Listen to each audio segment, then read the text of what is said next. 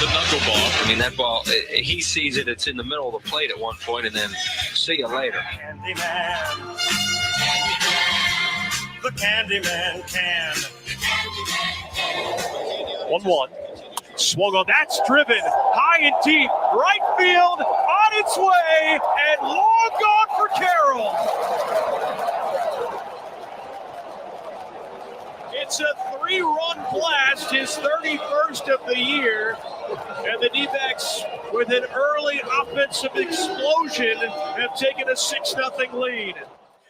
Thank you to 98.7 for the highlight of Corbin Carroll's 3-run jack. It is playoff time. It feels so much like playoff time. That's why we've invited the Candyman here on the show. You can follow Tom Candiotti on X at Tom Candiotti. The Candyman arrives. Okay, so here we go, Tommy. I need your answer on this. Pitching. What do you got? Okay. Bring it, Jimmy. Let's go already. Pitching matchups, so important. What do we get out of Shohei Ohtani tonight? Do they utilize him for 3, or if he's rolling, do they let him go 5? Yeah, I think you nailed it. I think if he's really throwing the ball well, Roberts will probably try to stretch him out to see how he's feeling.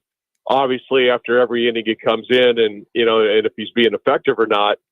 But I think they ideally would like to get him built up for be able to go like 5 strong innings, going into the playoffs and stuff like that. So if he's feeling good, he's probably going to go. If he's not feeling that good, if his command is shaky, then they might not try to tax him and just maybe pull him after 3.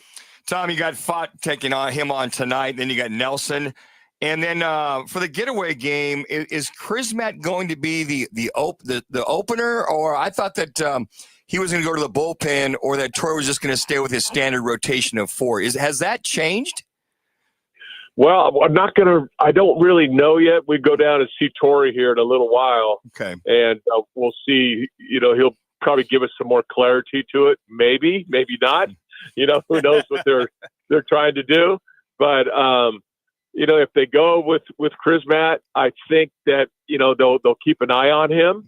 And if he starts scuffling, especially with his command, because, he's not going to be an overpowering guy. He just, throws strikes and gets outs. And so if he starts, the quality of the strikes aren't real good, this Dodger lineup can, they can do a lot of damage. So I think they'll keep an eye on him if he does open that last game.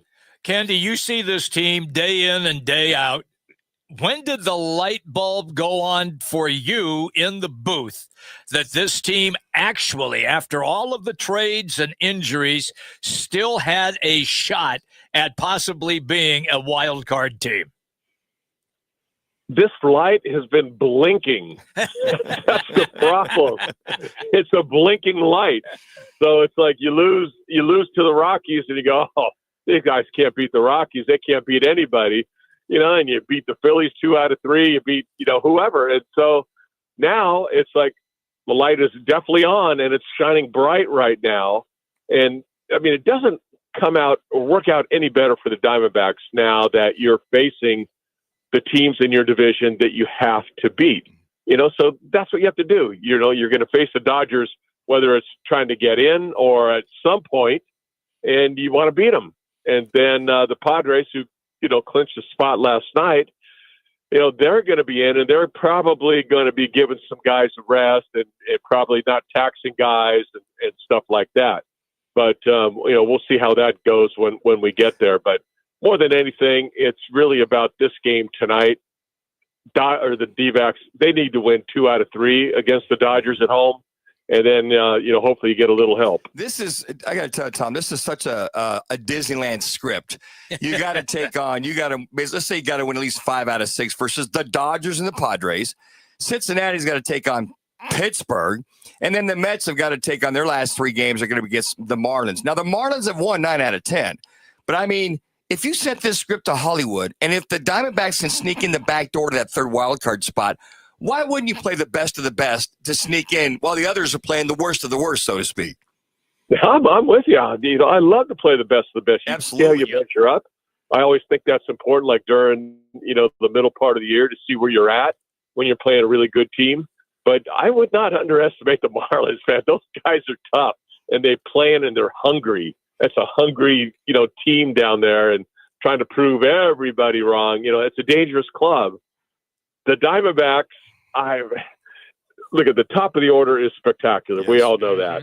But, if you can keep getting the bottom part of the order, doing their job and getting on base and creating opportunities, when they flip that lineup over, that's where this team does their damage. And so, I look at this game tonight and I see Fott.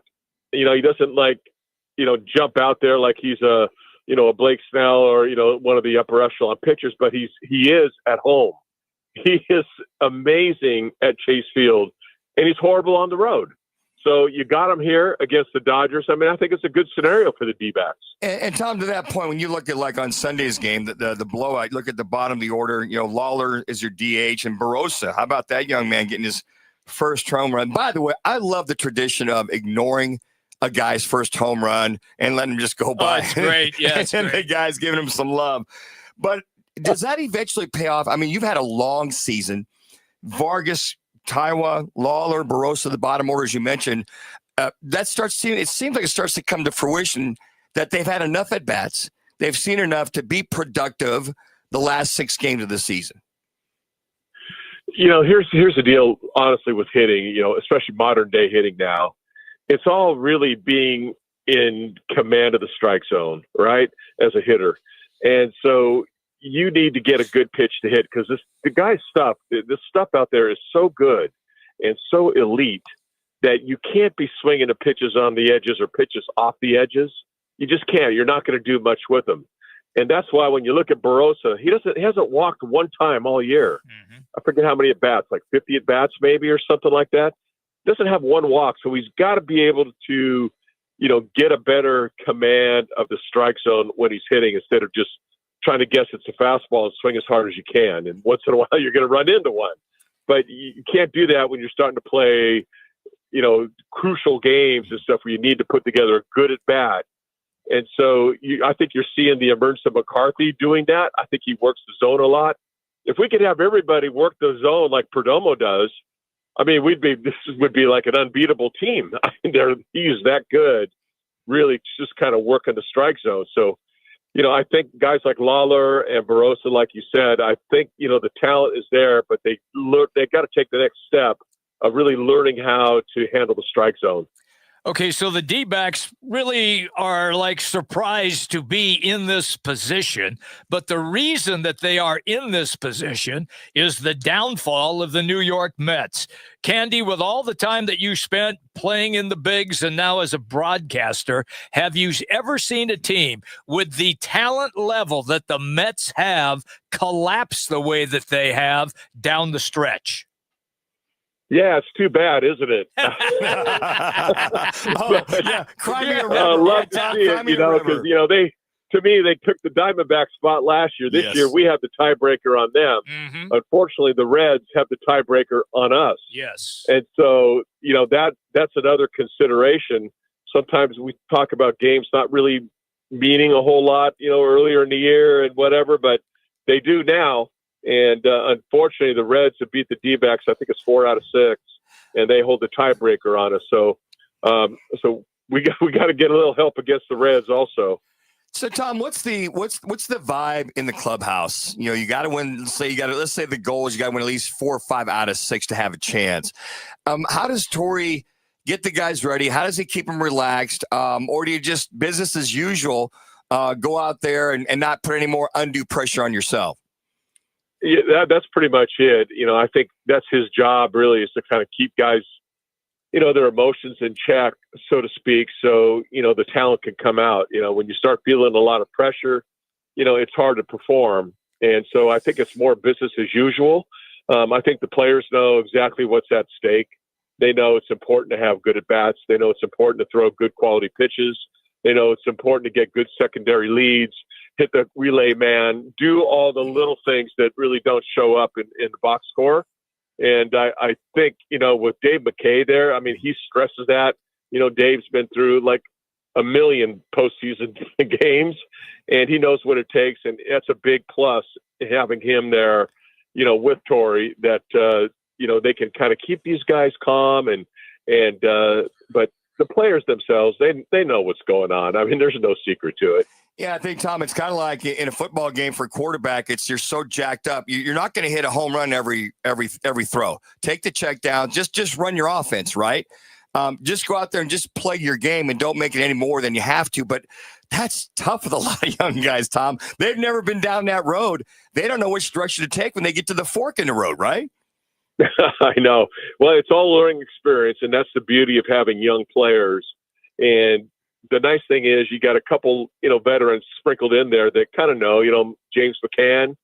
I think, McCann has been really, really good.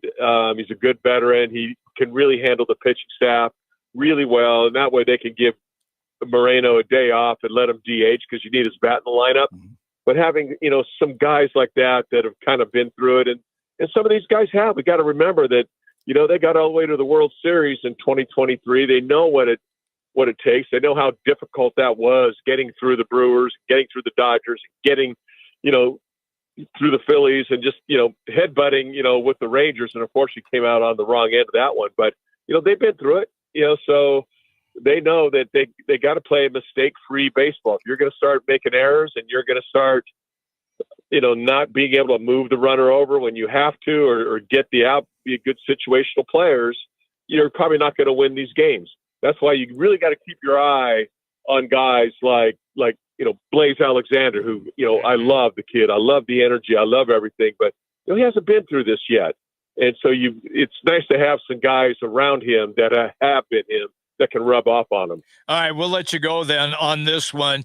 When all of the injuries took place, then the trades, how much research did you have to do to learn who the players are that were being put into the bullpen? No kidding. It's a never-ending, table going down there. Open the door, close the door. Who's this? Who's that? It's still happening. So, that's why I always think it's really important to get a good starting performance. It really does set the tone of the game. And if you can get as much out of your starter, as long as he's effective, I think Torrey's going to go that route right now. And that will be really, really key. So if they pitch well out of the gate, the starters, they're going to have a good chance to win, this series. And so, knock on wood. Hey, Tom, by the way, if you got to step on that cornerback, I'm going to look the safety off. I'll give you a little more time. I'm coming to you. I'm going to lay that bad boy out there because I know TC. Hey, when in doubt, throw deep, buddy. That's right. Candy, thank you as always, pal. Have a great call tonight. All right, thanks. There you go. Tom Candiotti, everybody. He'll be working later. You can hear the game, 98.7 FM. That is the Diamondbacks radio network. And Candy is presented by All City Towing, Arizona's largest towing company, where your career can really take off. Why? Because they are hiring. And if you're not happy with what you're doing right now and you're looking for a new gig, here's all you have to do. Just go online, allcitytowing.com, and search careers. Again, that's allcitytowing.com and search careers. They pay well and they have excellent benefits. I'll just give you a couple. Steady work schedules. They have a 401k match. They also have a fuel allowance. It's all available at All City Towing. It's allcitytowing.com, All City Towing, where your future is on the move. When we come back, injury updates in the National Football League. We all know the Cardinals have lost running back James Conner, but there are a whole lot more. Roc and Manuch with Jimmy B. ESPN 620, also on the FM dial 98.7 HD2, always on the Arizona Sports app.